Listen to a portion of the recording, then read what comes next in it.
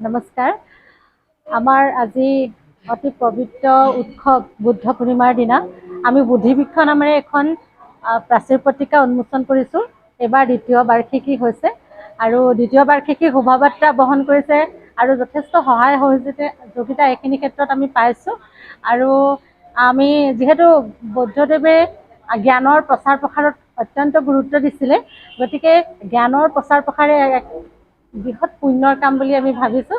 গতিকে মোৰ সম্যক জ্ঞানেৰে প্ৰাচীৰ পত্ৰিকাখিনি যুগুতাই উলিয়াইছিলোঁ। এই ক্ষেত্ৰত আমাৰ বিজ্ঞজনে যথেষ্ট সহায় কৰিছে। তেখেতসকলে আমাৰ প্ৰাচীৰ পত্ৰিকাখনত মূল্যৱান লেখা প্ৰদান কৰিছে আৰু আমাৰ বিহাৰৰ আমাৰ সম্পাদক ডাঙৰীয়াইও যথেষ্ট এই ক্ষেত্ৰত সহায় কৰি দিছে।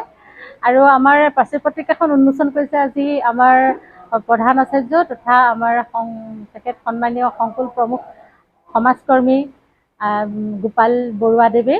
তেখেতে এক খুব সুন্দৰ ভাষণ প্ৰদান কৰি আমাৰ এই প্ৰাচীৰ পত্ৰিকাখনৰ উন্মোচনত তেখেতে অৰিহণা যোগাইছে। গতিকে মই সকলোলৈকে আহ্বান জনাইছোঁ, জ্ঞান অন্বেষণে হৈছে আমাৰ আত্মিক শক্তি বৃদ্ধিৰ মাধ্যম।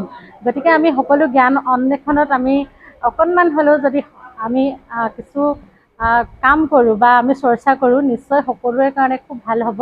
আমাৰ উঠি অহা প্ৰজন্মৰ ক্ষেত্ৰতো তেখেতসকলে এই প্ৰাচীৰ পত্ৰিকাসমূহৰ যোগেদি যি বাৰ্তা দিবলৈ বিচৰা হৈছে, সেই বাৰ্তাত তেওঁলোকে নিশ্চয় সহযোগ কৰি ভৱিষ্যতে আমাৰ এই সুন্দৰ কৰ্মৰ সহযোগিতা কৰিব বুলি আশা কৰিছোঁ। গতিকে সকলোৱে পঢ়ক আৰু পৰামৰ্শ দিয়ক।